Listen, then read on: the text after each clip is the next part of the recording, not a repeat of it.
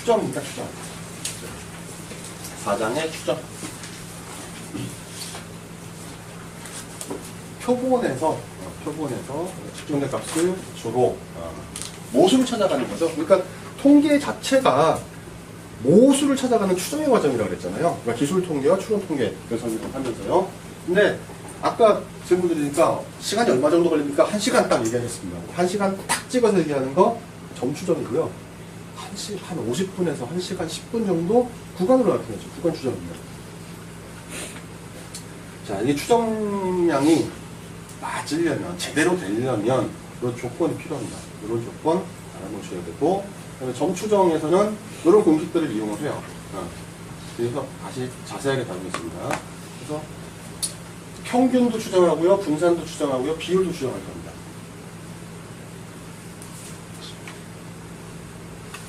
점추정은 1시간 딱 그랬는데 1시간이 반드시 걸리는 경우도 있지만 딱 1시간에서 1초도 마이너스도 안 되고 1초도 플러스도 안 되고 하는 경우는 어렵죠. 그 위험이라고 그럽니다. 그 위험 때문에 신뢰도를 갖다 주면서 신뢰 수준을 주면서 구간으로 나타내면 조금 더 정확할 수가 있잖아요. 그래서 구간 추정을 하게 되는 건데 구간 추정 공식은 또 이렇습니다. 점 추정이 중요하냐 구간 추정이 중요하냐 구간 추정을 먼저 보세요. 시간이 없을 때는 요거는 시험 문제에 나옵니다. 자, 그래서 비율에 해당하는 것들은 요게 이렇게 바뀌었다라는 거고요. 분산은 또 이렇게 바뀐다라는 거. 근데 표본 크기 결정도 이제 가끔 이제 시험 문제에 나오게 되는데 크기 결정 같은 경우에 요 공식을 외우고 계셔야 돼요. 그래서 제가 다른 거 설명드릴 겁니다. 요 공식 말고 다른 공식 또 하나 있는데 여기서 예제로 갖다 다루고 있어요. 자, 추정이라는 거는 모수를 찾아가는 거라고 그랬죠. 그래서 점추정과 구간추정으로 구분이 된다. 자, 구간추정 예를 설명드렸었고요. 바람직한 추정량을 위해서 유효성, 일치성, 불편성, 평균 오차제곱이 있는데, 자, 평균 오차제곱이라는 거는 오차, 아까 그 평균 선을 그었잖아요. 근데 어떤 추정을 하려고 그래요. 선을. 요 차이가 오차라 그랬죠. 요 오차를 갖다가 다 더하면 0이 된다 그랬고, 근데 요거를 갖다가 제곱을 해서 더하면 어떤 수치가 나올 거 아니에요? 근데 요 수치가 작다라면, 제대로 된 추정이라고 할 수 있겠죠. 그쵸? 그 오차를 갖다 줄인다는 얘기입니다. 불편성이라는 것은 어떤 영향을 받지 않아서 추정한 값이 모수에 가까워야 된다, 같아야 된다, 라는 그런 내용이 될 거고요. 그 다음에 일치성이라는 건 표본의 크기가 모집단 규모에 접근해야 된다. 그러니까 아까 그 표본의 크기를 갖다 조그만 것부터 크게 하는 걸 했었죠. 그러니까 점점 커지면은 해당하는 모수를 추정하는 데 유리할 거 아닙니까? 그래서 오차가 작아진다는 겁니다. 이렇게 접근을 하게 되거든요. 추정량의 분산이 최소값이어야 됩니다. 이 얘기는 추정량이기 때문에 모수가 아니죠. 때문에 그 추정량들에 해당하는 값이 막 흔들리는 값, 최대값, 최소값 차이가 크다라면 정확한 추정이라고 할 수가 없겠죠. 그러니까 그 분산이 작도록 해야지 그 평균에서 접근이 될 거잖아요. 그 얘기를 하는 겁니다. 자, 그다음에 표본이 모집단의 대표성을 가져야 된다라는 건데, 자, 앞에 해당하는 거 추정량을 위한 내용인데요. 4번까지는요. 이 5번 하나는 뭐냐면 통계학 전체를 갖다 다 아우르는 그런 내용입니다. 왜냐면 통계학 자체가 모집단을 대상으로 하지 않기 때문에, 표본을 대상으로 하기 때문에 대표성을 가져야 된다. 어떤 표본을 선택하더라도 모집단을 대표할 만해 라는 이제 그런 것들이 나와야 된다는 거죠. 점추정은 아까 얘기했듯이 하나의 값을 콕 찍는 거. 평균 출퇴근 시간, 평균 등교 시간, 1시간. 이라고 이렇게 딱 찍는 거죠. 평균이라고 했었죠. 그러면서 머릿속으로 평균을 계산해내는 거.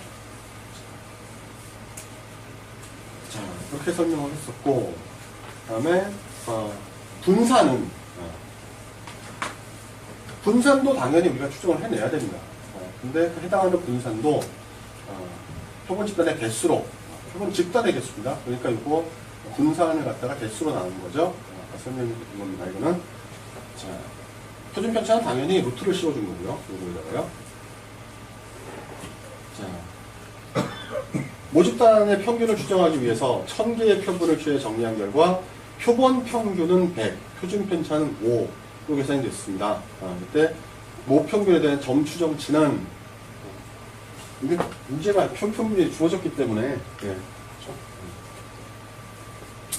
자, 바로 넘어가겠습니다. 이거는 자, 모분산 여기 갖다 추정하는 거죠. 그래서 이거 S로 또 표현합니다. 스몰 S, 뭐 라지 S 똑같습니다. 표준 편차는 이렇게 S로 표현한다는 거죠. 자, 모비율은 비율입니다.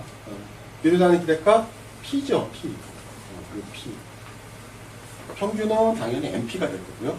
몇 번을 실행했느냐라고 아까 확률에서 잠깐 나왔던 거죠. 버스 전용차로를 유지해야 되는 것을 찬성하는 사람의 비율을 조사하기 위해서 1000명을 이미 추출해서 조사한 결과 700명이 찬성한다고 응답했습니다. 1000명 중에 700명이니까 당연히 0.7이겠죠. 근데 실제로 이 문제가 나옵니다. 네. 자, 구간 추정.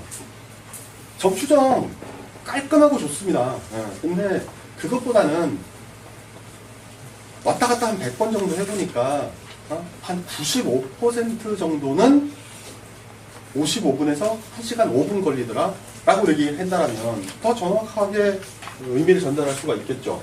이렇게 같이 신뢰도를 제시하면서 여기서 신뢰도는 95% 얘기하는 거죠. 상한과 하한으로 나타내는 거 구간 추정입니다. 그 신뢰도를 신뢰 수준이라고 얘기를 하고요. 보통 다른 데도 유의 수준이라고도 얘기합니다. 90%, 95%, 99%, 99.9% 자, 이렇게 하는데 이게 오차가 나머지 부분이죠. 1-P니까요.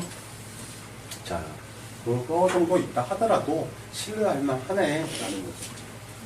자, 신뢰도 100%는 아까 의미 없다 그랬습니다. 왜냐면 차가 막혀가지고서 2시간, 3시간이 걸릴 수도 있잖아요. 그 2시간, 3시간까지 다 맞춰야 되는 겁니다. 신뢰도 100%가 되려면. 그러니까 무한정으로 나야겠죠. 그렇죠? 그러니까 의미가 없는 겁니다. 신뢰 구간은 하한값, 상한값 구간으로 표시가 되고요.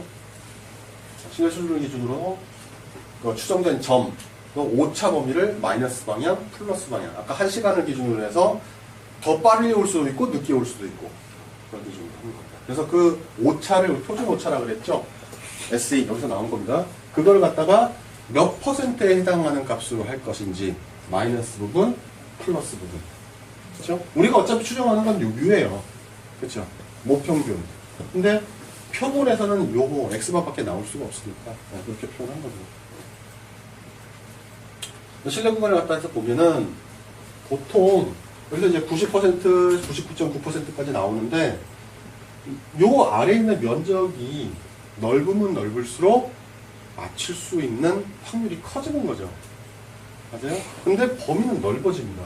기준이 여기 이 0이 표준화해서 0인데 이게 1시간이라고 기준으로 생각을 했다라면 다 맞춰요. 그럼 100%잖아요. 근데 이게 좁아지면 좁아질수록 확률이 떨어지겠죠. 맞을 확률은. 됐습니다. 그래서 맞을 확률이기 때문에 요 안쪽에 들어가는 거요. 요쪽에 채택역이 되는 거고요. 나머지 부분이 기각역이 되는 거예요. 뒤에 또 나올 겁니다. 우리 의사결정하는 거잖아요. 근데 요거는 뒤에서 나와서 계속 어떤 게 맞냐 틀리냐 그걸 결정하는 거예요. 영향을 미칠 거예요. 자, 신뢰 수준을 신뢰 구간을 계산하는 유형값 요 값이요 다 주어집니다. 근데 하다 보면 이거 외워질 거예요. 그러니까 여러분들 알고 계시라. 다 주어져요 이 값들은. 그러니까 굳이 이거 외우려고 시간 안 보내줘도 된다. 자, 모집단의 표준 편차. 모집단의 표준 편차 알고 있는 경우가 있나요? 없죠. 근데 알고 있다고 주어졌어요 값이.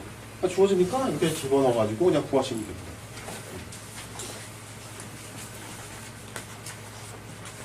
그러니까 요 안에는 채택역이라고 그랬고 여기에 들어가면 기각이라고 그랬죠. 그렇죠? 자, 모르는 경우에는 모집단의 표준 편차를 몰라요. 대부분이 모릅니다. 근데 어떻게 했었어요? 또 하려면 표준 편차 구해야죠. 그렇죠? 구해서 하시면 돼요. 자, 구하는 게 이 공식이잖아요. 그건 분산이고 표준 편차고. 그렇죠? n-1로 나눠야 되겠죠? 표본에서 나온 거니까 자, 그걸 구해서 그대로 적용하시면 됩니다. 아까 나왔던 거. 두 개의 집단이라면 하나의 평균, 두 개의 평균 빼고 여기서 당연히 빼고 플러스, 마이너스에 해당하는 거, 플러스에 해당하는 거를 갖다가 n분의 시그마, n분의 시그마 해서 더해주면은, 더해주는 이유는 분산은 퍼진 정도잖아요. 그러니까 이걸 넓혀야 되는 거잖아요. 그 안에 폭에 들어와야 되니까. 그러니까 이거 더해준 거예요. 두 개. 표준 편차를 더해준 거죠. 자, 그 다음에 이거 다 모르는, 분산 모르는 경우에, 자, 이때 이제 합동분산 추정량이라는 게 나오는데, 요거 여러분들 외워놓으셔야 돼요. 괴롭더라도 외우셔야 됩니다.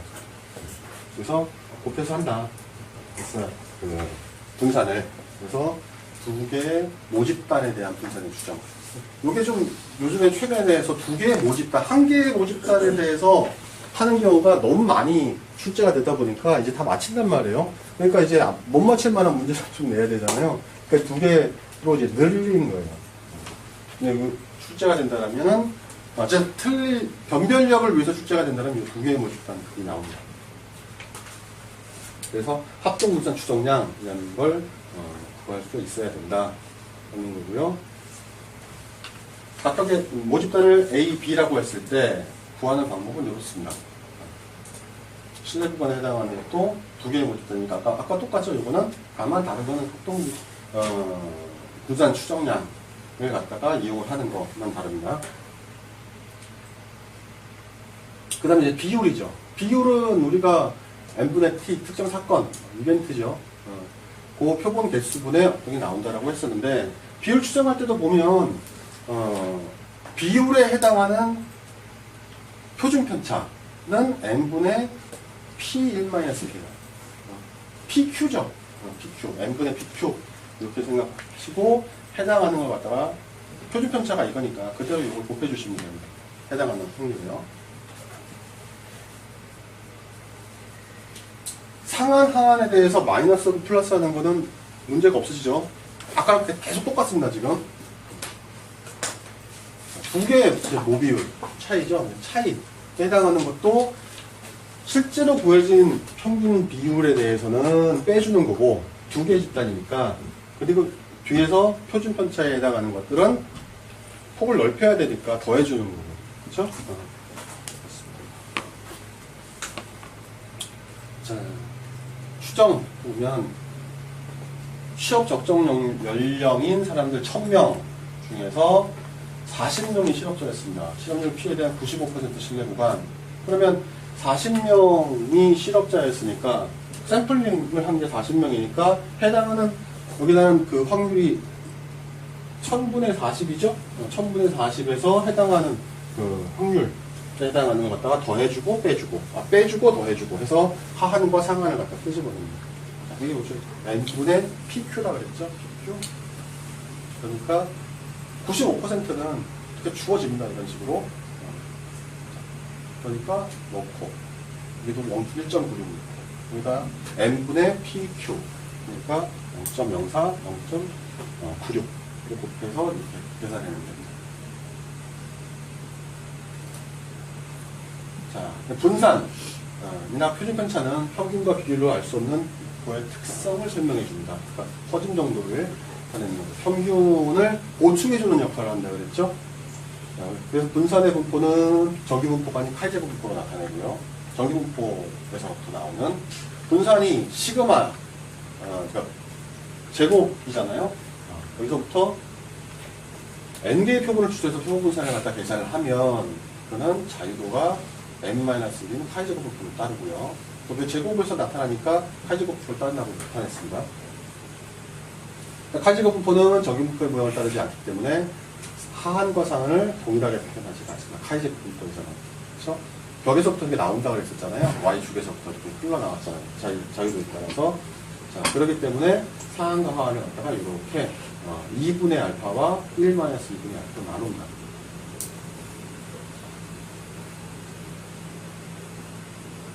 요 문제가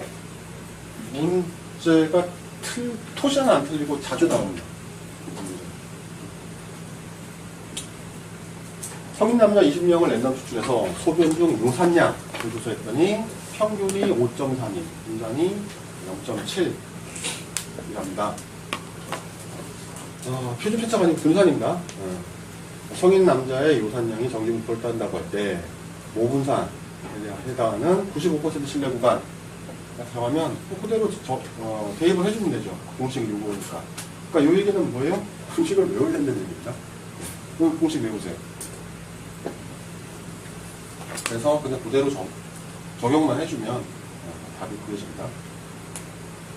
자, 그 다음 이제 표본의 크기에 관련된 거예요. 이제 표본의 크기는 실제로는 우리 뭐 조사할 때 표본 크기 몇으로 해야 되지? 라는 게 최대의 관심사입니다. 근데 이 표본의 크기를 갖다 정하는 공식이 다 따로 있어요. 이게 가끔 시험 문제 나오게 되는데, 자, 표본의 크기 무작정 크게 하면 좋죠. 왜? 모집단에 근사하게 되잖아요. 그런데 그게 안 되잖아요. 실제로는 시간적인 한계와 비용적인 한계, 거기다만 쏟을 수가 없으니까. 근데 적당하게 어느 정도가 되면은 적당하게 이 정도 수치면 되겠다라고 하는 게 표본 크기를 계산하는 거예요. 그 표본 크기를 계산하는 방법이 요겁니다. 허용 오차예요. 몇 퍼센트만큼 얼마만큼 틀려도 될까라는 걸 계산하는 게 D예요. 이 허용 오차는 문제에서 주어집니다. 근데 이거 보통 시그마는 우리가 잘 모른다고 했었잖아요. 모수기 때문에. 이런 경우는 어떻게 할까요? 모르는 경우에 표본 추출해가지고 계산해야 돼요. 계산해서 하시면 됩니다.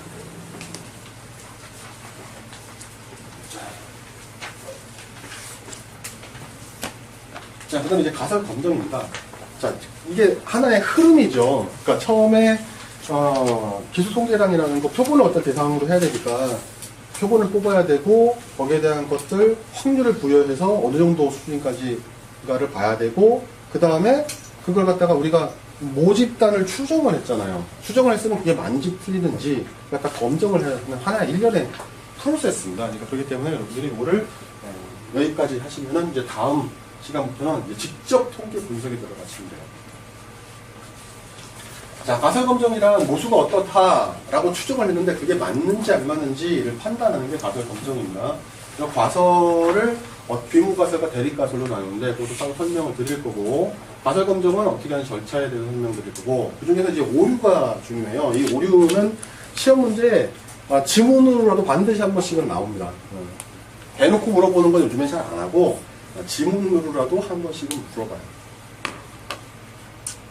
그 다음에 양측 검정을 할 것이냐 단측 검정을 할 것이냐, 단일 모집단에 대한 가설 검정, 단일 모집단에 대해서, 단일 모집단에 대해서는 두 모집단이 있겠죠? 그거에 대해서도 하게 될 거고, 그래서 어떤 거 하게 되신 평균과 분산, 비율에 대해서 하게 될 겁니다. 가설 검정. 지금 방금 이제 평균, 분산, 비율을 가지고서 우리가 추정을 했잖아요. 그러니까 그게 맞는지 틀리는지를 검증하는 게 요 단계에서 하는 거예요. 그래서 비율까지 보시면 됩니다. 그러니까 가설 검정이라는 거는 어떤 주장, 맞다, 틀리다, 이거 계산해보니까 이렇게 모수가 이런 것으로 추정이 되되 라고 하는 거에 대해서 맞는지 틀리는지를 갖다가 판단하는 거. 그걸 가설 검정이라고 합니다. 근데 이거를 하려면은 어떤 주장이 있어야 되잖아요. 그 주장을 갖다 나타내는 걸 우리 가설이라고 하는데, 그 가설을 비무가설과 대립가설로 나눕니다. 그러니까 비무가설, 대립가설 보시면 대립가설, 비무가설 혹은 연가설이라고 부르고요. 대립가설 혹은 연구가설이라고 부릅니다. 자, 여기 문제가 이렇게 주어졌어요. 음료수가 300ml라고 적혀 있죠. 음료수 통에 보면은 몇 ml라고 적혀 있을 거예요. 그게 맞아요, 틀려요? 네? 그 물 몇 ml라고 되어 있습니까? 그거 3다수? 맞습니까? 잘 모르시겠어요? 어떨 것 같으세요? 만약에 500ml가 아니다 라고 그러면 이게 중요한 일이 됩니까? 별거 아니게 됩니까? 아닌 것 같은 일입니까? 500ml가 안 돼도 500ml라고 팔았는데 300ml만 들어있어요. 별로 중요한 거 아닙니까? 나는 돈 반 했는데? 굉장히 중요한 일이에요. 그렇죠? 그러면 이거에 대해서 연구해 볼 필요가 있겠죠? 그러니까 이 연구자는, 이 조사자는 이렇게 세울 거예요. 내가 이 연구를 왜 하지? 왜 안 될 거라고 생각하기 때문에. 맞잖아요. 그러니까 이 연구자가 세운 가설은 500ml 안 돼. 500ml가 아니야. 이렇게 세울 거란 말이에요. 연구가설. 글쎄요? 연구가설 뭐라고 부른다고요? 대립가설. 이라고 부른다 그랬잖아요. 그러면 연구가설을 하지 않도록 없다라는 얘기죠. 연구하지 마. 제로. 연구를 제로로 하라는 0이죠. 제로가 되려면 저거는 몇 미리가 돼야 돼요? 500ml. 그러니까 연구를 제로로 만든 연가설. 됐습니까? 귀 모두 똑같은 얘기죠. 귀 돌아갈 귀자가 다 없을 문자잖아요. 그러니까 0으로 가는 거예요.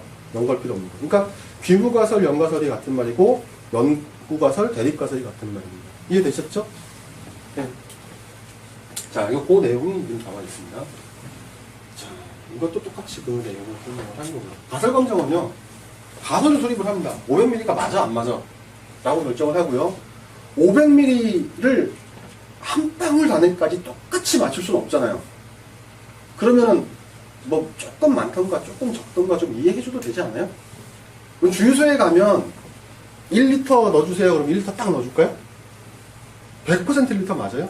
거기에 보면 오차범위 몇 퍼센트 해가지고서 많을 수도 있고 적을 수도 있어요. 자, 그런 거 이제 인정해줘야 될 부분은 요거란 말이에요. 유의 수준. 근데 맞아, 틀려. 라는 거.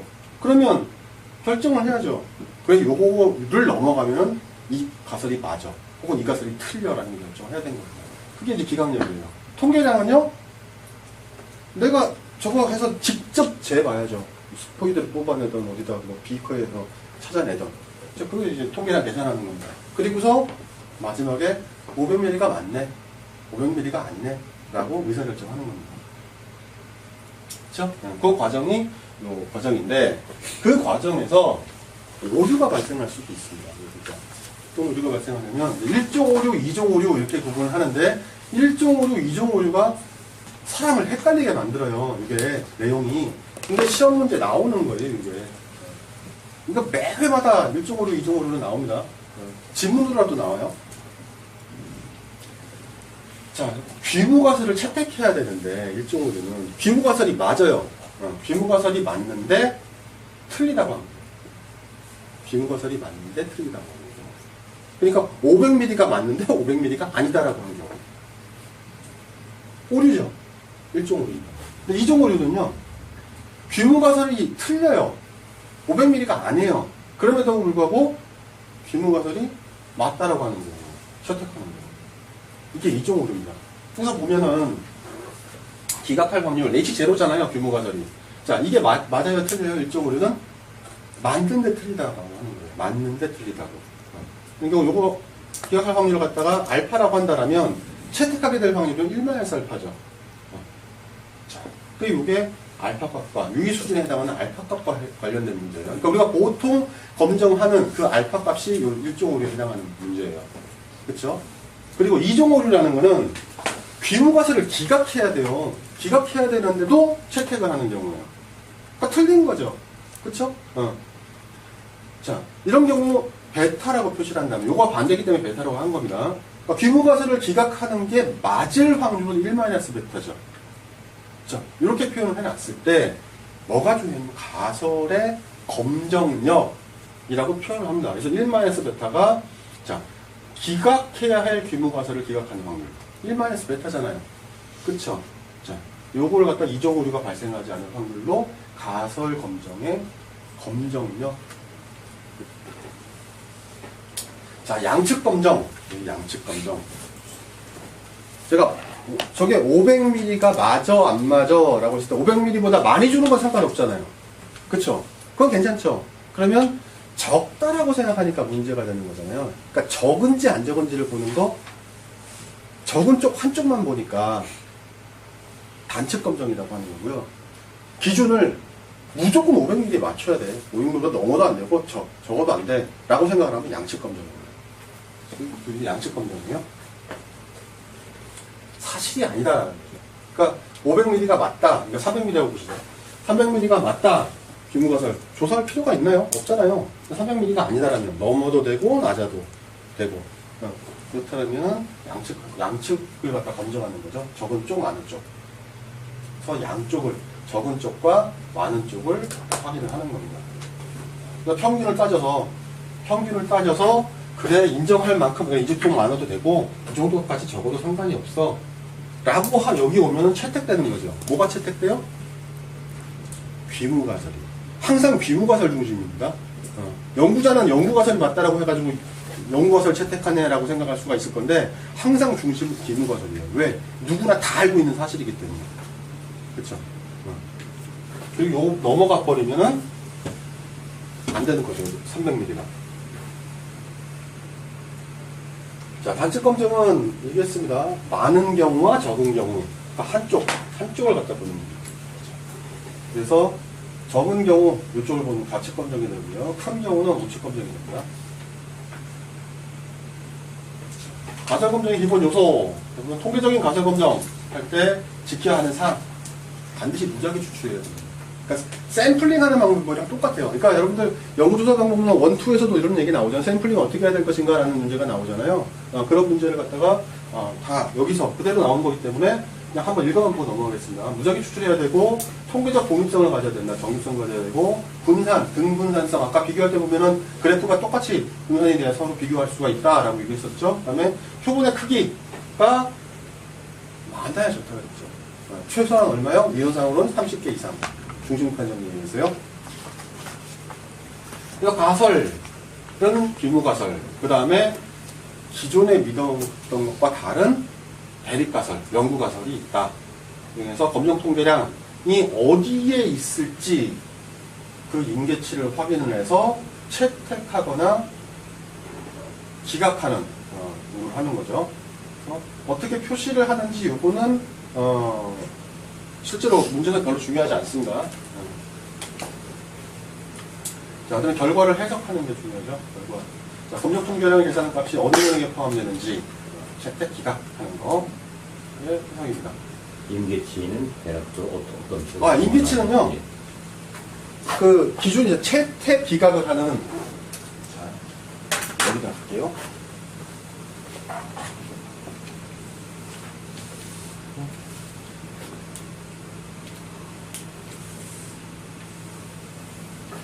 자, 여기 기준으로 해서요.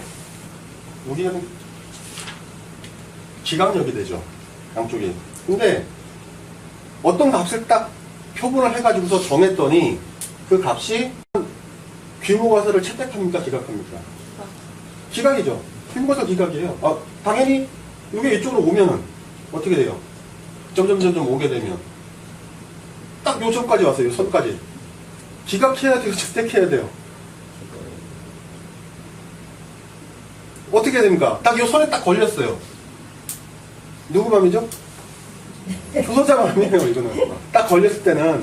근데 딱 걸리게 나오진 않아요. 0.0000 몇이라도 크거나 작게 나옵니다. 요 점을 임계치라고 합니다.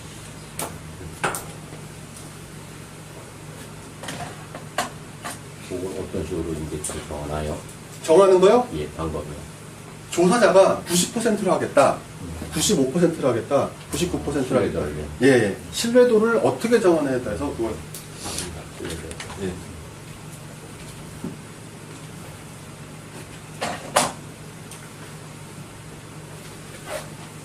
자, 평균에 대한 가설 검증은 정해진 유의 수준 하에서 하는 거고요.